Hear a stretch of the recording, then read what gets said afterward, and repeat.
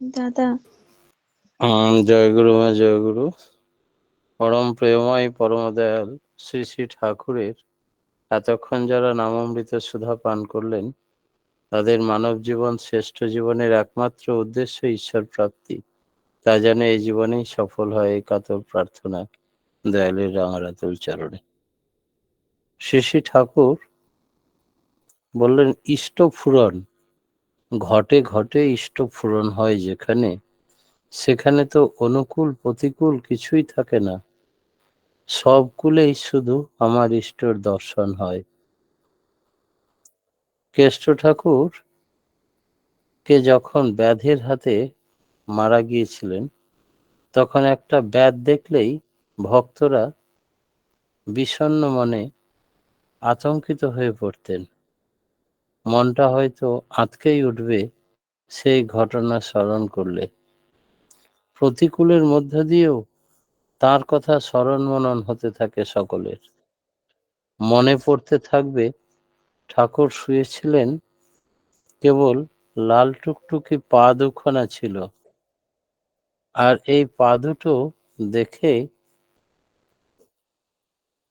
মাটিতে ফেলে যখন হাঁটতেন, তখন ভগবান শ্রীকৃষ্ণ কত সুন্দরী না দেখাতো, কি অপূর্ব তার জীবন, এই মধুর তার লীলা। এমন ভাবে শুয়ে থাকতেন যে পা দুটি দেখলে, লাল টুকটুকে পা, যে কোনো মানুষেরই লোভ হতো। হরিণ ভেবে তাকে তীরবিদ্ধ করে মেরে ফেললো। কেনই বা ভালো করে না দেখে শুনে তীর ছুড়ল? ব্যাধের প্রতি বিরূপ ভাবকে কেন্দ্র করে কেষ্ট ঠাকুরের স্মৃতিরই উদ্দীপন হতে থাকবে। কত কথাই মনে পড়বে ভক্তদের। আবার হয়তো সে একটা তামাল গাছ দেখলো, দেখে তার দুই ডাল খুব ভালো লাগবে, মনে হবে একদিন তিনি তামাল গাছের তলায় এসে দাঁড়াতেন, প্রাণকারা সুরে বাঁশি বাজাতেন, গোপীরা সব গৃহকাজ ফেলে ছুটে এসে মিলিত হতো, সেখানে কত আনন্দের সুরধ্বনি বয়ে যেত। সেই তমাল গাছের তলায় হুড়হুড় করে প্রভুর বৃন্দাবন লীলার কত মধুময় স্মৃতি তার মনে ভিড় করে আসবে। ভাব ভক্তিতে আত্মহারা হয়ে সে হয়তো তখন তামাল গাছটাকেই সোহাগ ভরে জড়িয়ে ধরে আদর করবে, কারণ আমার প্রভু এই গাছকে ভালোবাসতেন। সাচ্চা অনুরাগ যার জাগে, শ্রেষ্ঠ ছাড়া প্রেষ্ঠ ছাড়া এক লহমাও সে টিকতে পারে না। প্রত্যেকটি নিঃশ্বাস প্রশ্বাস তার প্রেষ্ঠ প্রীতি ঝরে পড়ে। ছিটে ফোটাও সে যদি না পায় তাহলেই তার জীবন ধন্য হয়ে যায়। দুনিয়ার কোনো প্রলোভন, কোনো তাড়ন পীড়ন নির্যাতন তাকে টলাতে পারে না। নিষ্ঠার চরিত্রই এমনতর। তাই ঘটে ঘটে ইষ্ট ফুরন বলে তাকেই।